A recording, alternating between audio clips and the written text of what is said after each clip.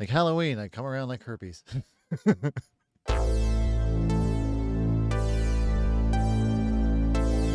It's a coming of age story, emphasis on the cum. If your grandma's super cool. With respect, damn you. What's up, everybody? Welcome back to AvidCat Studios. I'm your host. Whatever. So my grandmother sent me a whole ton of movies. I mean, a ton of movies. This entire box. And they say I have a problem. Now my grandma's like going through this whole phase where, I mean, she's like 85, so, whatever. She's going through this whole phase of doing Swedish death cleaning. So she's, just clearing out and basically getting rid of a lot of her crap in her house and becoming more minimalist and that kind of whatnot. Give things away to the people who you know will actually appreciate the things that you have. A lot of these, yes, she bought. And so a lot of these, my step grandfather, Jack, he collected movies and all kinds of whatnot. He was how I knew what LimeWire was. So just going to quickly go through these movies. Not a whole lot of I can say to some of these, because I don't know what they are. There was a much bigger box, and I split the ones that I thought were interesting with my aunt, and she got the rest of them. I think she mostly got most of the romances and whatnot. Anyway, let's see what we got. Because Secondhand Lions. Great movie. This kid gets told stories by these two dudes, and they may or may not be real. That's all I remember. And it was really, really well done. 14 Classic Troublemakers. What looks like... we got Our Gang, East Side Kids, and Lum and Abner. I don't know who Lum and Abner are, but East Side Kids, very funny. There's the one with he's the prize fighter or whatever. That one's actually really good. Dynamite Kid, I think that one's called. And Our Gang is also known as Rugrats. Not Rugrats. Little Rascals. This is going to move a lot, so the shakiness. Just pretend I'm in an action movie. I don't know. Some war epic. But it's got Stacy Keach, John Hammond, don't know who you are, Colleen Dewhurst, and Gregory Peck. I love Gregory Peck. He's really good. Go watch Once Upon a Dude in a Courtroom. To Kill a Mockingbird, that's what it's called. Oh, Wind Talkers. Love this movie. It's really good. Nicolas Cage. Wind Talkers is about the Native American language. What is it? The Navajo code. It's all about that, and there's he's in charge of protecting that other guy, and it's relentlessly good. Oh, let's get to the controversy one before we hit minute 5, huh? Song of the South. Yes, it's a DVD of Song of the South, and there are special edition version of it where it has behind the scenes and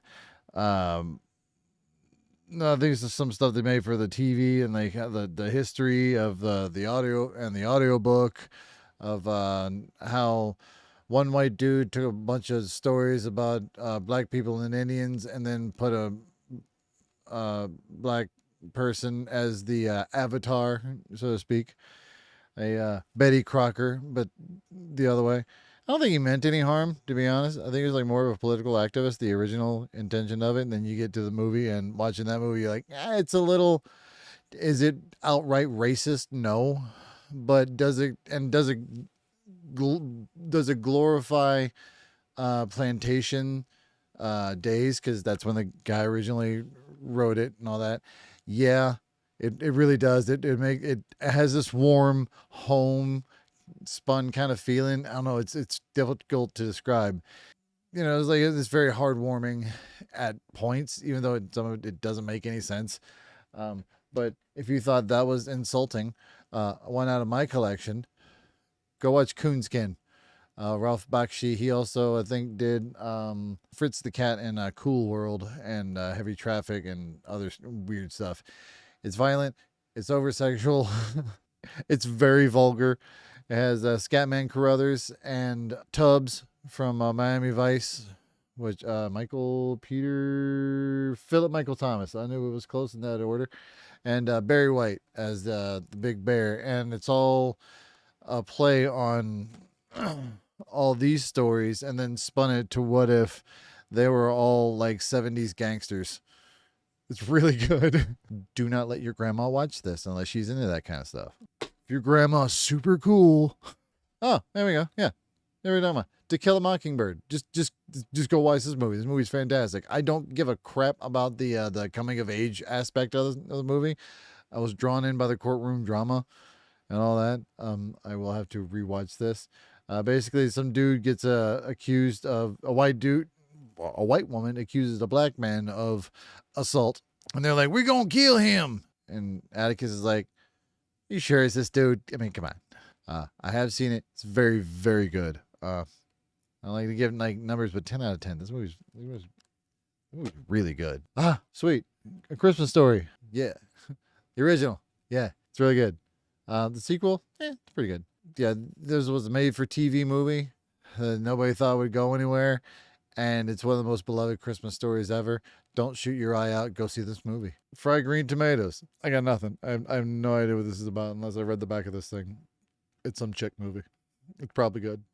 I'll go watch it later. I have no idea what that's about. And I'm not going to lie to you.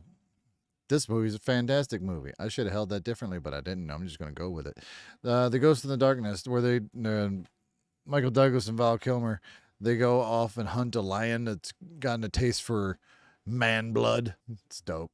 It's really good. It's really intense. I think the setting is Africa. I mean, why not? Jack Benny. I think he was a comedian or something. I don't really know too much of his jokes, but he was a star of vaudeville in the 50s. It's the best of, and sure, why not? Big Jake, movie dear to my heart because I'm named after this. It was one of the movies that my dad got taken to as a kid, and it like stuck with him, like the outlandishness of this movie. Basically, Big Jake, John Wayne, comes home. Somebody wants to take his land. They steal his kid. I think. Oh yeah. They kidnap his kid because he's all like rich or whatever. He's just like, nah, you don't want to do that. And then they go on attack, and it's really good. It's a John Wayne movie. They're all good. There aren't too many bad John Wayne movies. If it's a bad one, it's probably one of the early ones.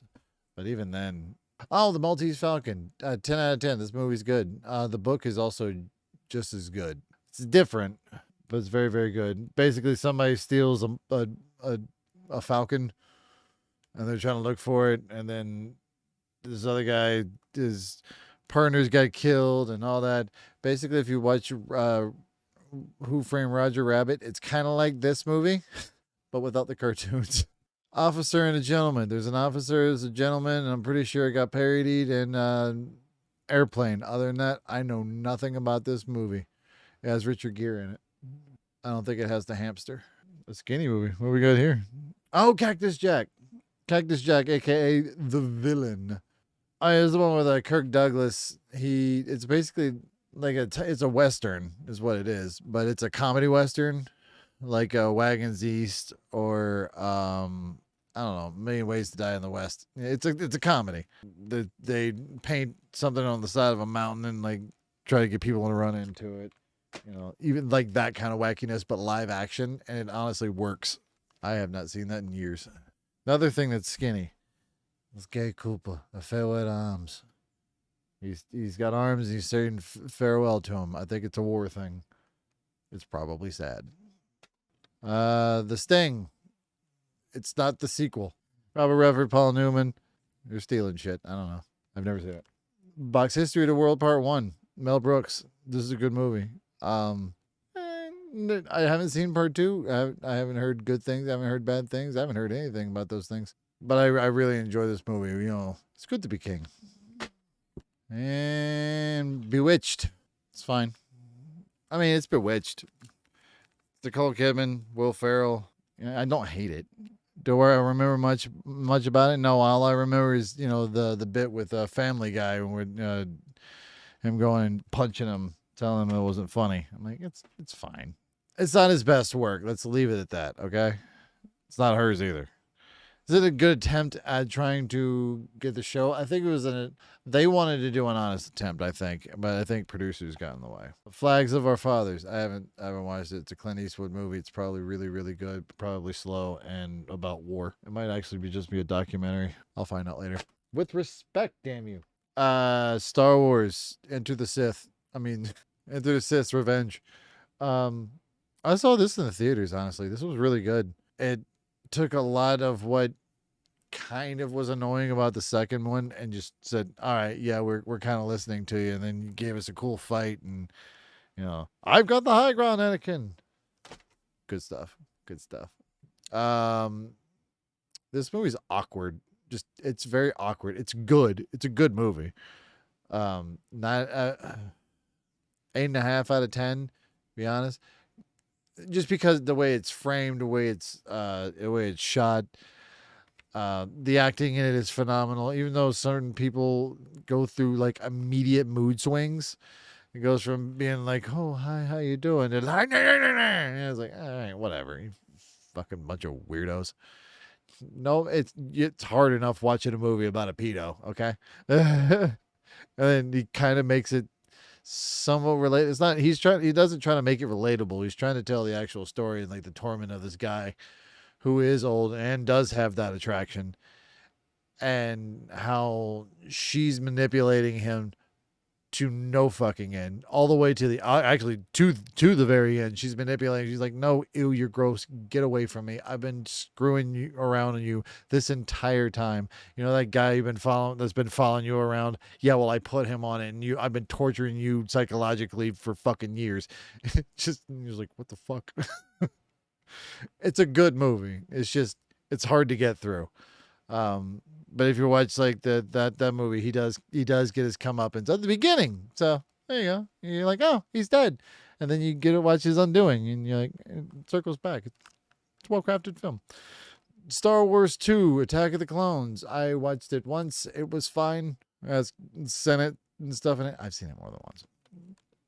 It's my least favorite out of all of them, as is obvious.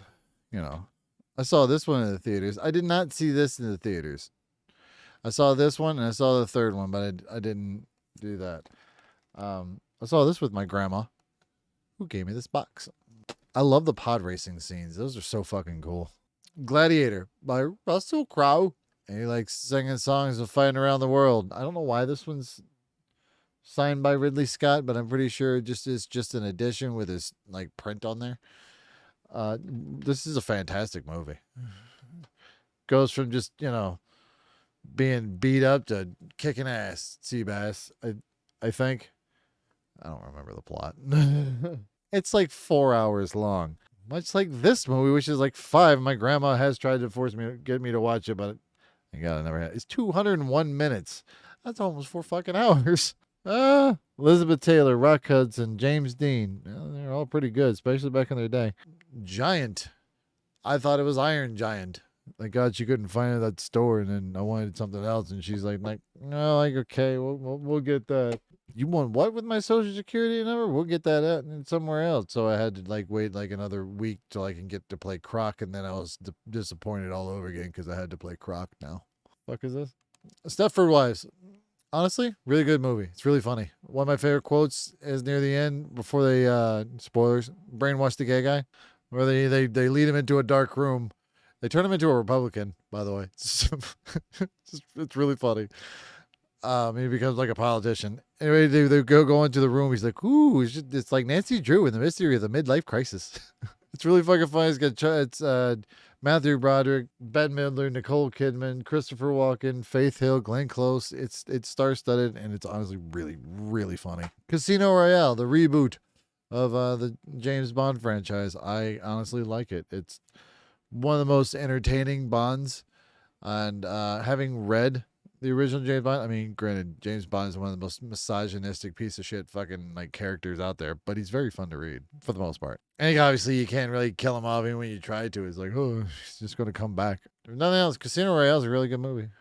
And if you watch no other James Bond, that would be the only James Bond there ever was, then you'd be fine with it. Because we have Spencer's Mountain to talk about, and I have no idea what the hell this is about, but it's got Henry Fonda and whoever, Maureen O'Hara. Who's that? Oh, yeah, you. Oh, this is the movie that inspired the Waltons for some reason. Also says it on the front, which I didn't read the first time. The Waltons. Homespun good time. Home fresh. Home is apple pie. American pie, to be exact. This is unrated, the version you couldn't get in theaters, where you can actually see his dick and the pie at the same time. Yeah, oh God. Yeah, how many times have I seen this? Jesus. If this were a tape, I would have worn it out by now. Especially me and my cousin, we were watching that when that came out way too many times. It's a coming-of-age story, emphasis on the cum. But they don't do it while you were sleeping. That's a completely different movie with a completely different context, which goes like this, while you were sleeping. Sandra Bullock, Bill Pullman. I don't know what this is. I'm going to assume it's kind of like Sleepless in Seattle, but with these two in it. Oh, it also has Peter Gallagher, the brother-in-law from Man Who Knew Too Little. One of my favorite movies. Oh, the Marilyn Monroe movie with Tony Curtis and Jack Lemmon. Really good. Something Like It Hot. This is one she's on the train. Something like that. Yeah, like the other guy. Yeah, this is like where they dress up as women.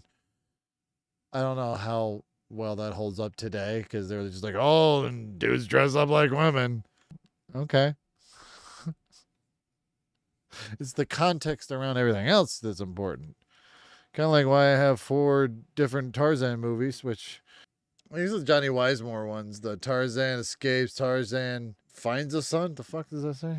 It does say that. And Tarzan and his mate Tarzan Escapes. Yeah, Edgar Rice Burroughs wrote Tarzan, and then he wrote a bunch of sequels. They're very action-packed. Once you take Tarzan out of the jungle, it's less fun. Also, it's less fun when you remember that he's a white dude, and he's going around like killing a bunch of black people, but they're all cannibals, so it's like, it's problematic to say the least. Is it entertaining? Yes.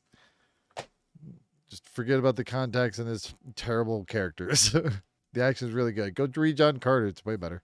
Wyatt Earp. Kevin Costner. Dennis Quaid. Gene Hackman. I don't remember. I get this one and Tombstone and Silverado all like mixed together. If you've seen those other movies, you've probably seen something like this. It's like that. But I think this one's more historically accurate. I think. The last of the pile. What do we got? Ooh. Gary Cooper. Sergeant York. Hell yeah. This movie's great. He's a dude from Kentucky or Tennessee. He's a really good shot. Basically he's like a sniper. It's like 1945 or what thereabouts. Excuse me, 1918. Fuck is this? I don't know. There's something else like on the back for some reason. Also, like part of it used to be in Korean. Yeah, it's in Korean for some reason. I don't know why. Anyway. Legend of Sergeant New York, actual guy, really good. Then one point of the movie he gobbles and then like Nazis pop up and then he shoots them. That part's actually kind of funny. Not that killing people is funny. Killing Nazis is funny. The Big Chill, like chill out. I don't know what this is. There's way too many people in this. I think it's a bunch of friends who come together after the couple of years and they're like, "Hey, want to smash?" Drama ensues, I'm assuming. I don't know. Dr. Zhivago. This is the skinny one. That's also hard to read. I'm going to guess it's about a doctor named Zhivago in Russia.